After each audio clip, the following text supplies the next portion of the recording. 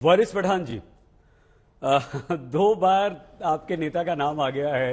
अमिताभ जी थोड़ा सा आपके नेता, आपकी पार्टी और आपकी विचारधारा से नाराज भी हैं, लेकिन हम चाहते हैं वारिस साहब की इस समय आप एक राजनीतिक दल के प्रवक्ता नेता की तरह नहीं बल्कि एक हिंदुस्तानी की तरह बात करते हुए ये कहें।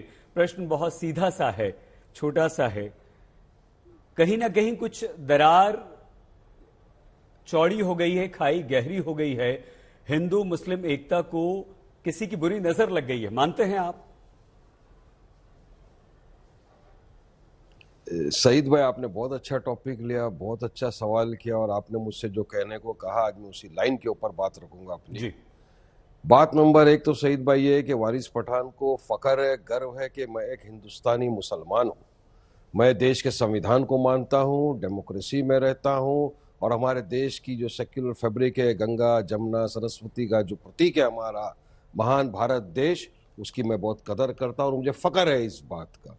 मगर हमारे देश में हो क्या रहा है सईद भाई, आप ये देखेंगे अगर 2014 से खास तौर से जब से बीजेपी सत्ता में आई है ना, एक तरफ से इन्होंने एक नफरत की राजनीति फैला दी, एक समुदाय को पूरी तरह से टारगेट कर दिया ये लोगों ने, बस उसके खिलाफ एक नफरत सी रोज फैलाते जा रहे हैं लोग, सेकुलर फैब्रिक को नष्ट करते जा रहे हैं, संविधान का खात्मा करा जा रहा है।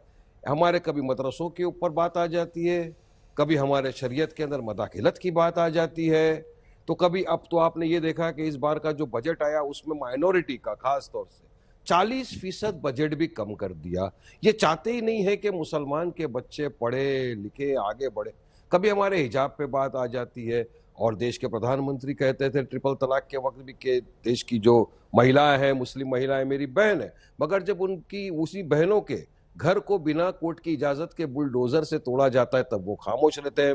वही महिलाएं जब हिजाब पहनकर चाहती है कि हम कॉलेज में जाएं और पढ़े लिखे आगे बढ़े तो उनको हिजाब के ऊपर रोका जाता है। तो क्यों इस तरह का वातावरण क्रिएट करता जा रहा है? कभी आरएसएस के चीफ मोहन भागवत कह देते कि सबका डीएनए एक है।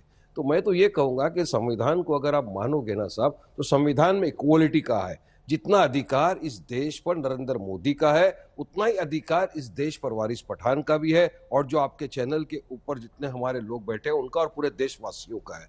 यही तो हमारे देश की खूबसूरती है, सिंगुलर प्लुरलिटी हमारे देश की है, सेक्युलरिज्म। मगर मानता कौन है? हम हमेशा ये कहते हैं कि हमारे इस देश के ऊपर ज्यादा अधिकार है। क्यों कहते हैं पता है? क्योंकि हम वो लोग हैं जिन्होंने जिन्ना की टू नेशन थियरी को ठुकरा दिया है और हम हमारे इस महान भारत देश में बाय बर्थ और बाय चॉइस रह रहे। मगर कुछ लोगों को ये खुशी हजम नहीं होती। कुछ लोग चाहते हैं कि नहीं, हम इसको एक हिंदू राष्ट्र बना देंगे। अरे सर, हमारे देश की खूबसूरती को क्यों मिटाना चाहते हो आप? सेकुलरिज्म प्लुरलिज्म को क्यों नष्ट करना चाहते हो आप? सिर्फ आपकी छोटे से वोट बैंक की सियासत के लिए आप एक समुदाय, मैंने हमेशा से कहा है सईद भाई कि मुसलमान जो है ना, इस देश का एक जड़ है। अगर झाड़ है देश तो मुसलमान उस झाड़ की जड़ है। जड़ों को आप मजबूत करो, पेड़ मजबूत होगा, फल अच्छे आएंगे, देश आगे बढ़ेगा। मगर आप अगर सोचोगे कि हम जड़ों को कमजोर कर दे, जड़ों को खत्म कर दे, तो किस तरह से पेड़ पनपेगा, आगे बढ़ेगा? अब सबका साथ, सबका विकास, सबका विश्वास की बात सिर्फ एक जुमलाबाजी रह जाती है। फिर आप सबका बात तो करते रहते हो मगर आप उसमें इंप्लीमेंटेशन कहाँ करते हो? बताइए, क्यों आपने माइनॉरिटी का बजट कम कर दिया? आपने यूनिवर्सिटियों का जो ग्रांट मिलता था मुस्लिमों को वो भी आपने बंद कर दिया। तो आप इस दिशा में अगर देश को ले जाएंगे तो हमको तो कहीं ना कहीं ये फील होगा ना कि हमारे बुजुर्गों ने सईद भाई इस देश की आजादी के लिए अपनी जानें गंवा दी है।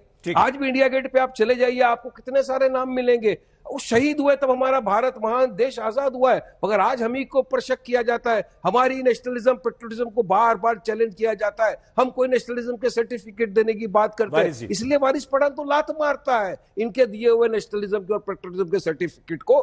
मुझे गर्व है कि मैं एक भारतीय मुसलमान हूं। शुक्रिया।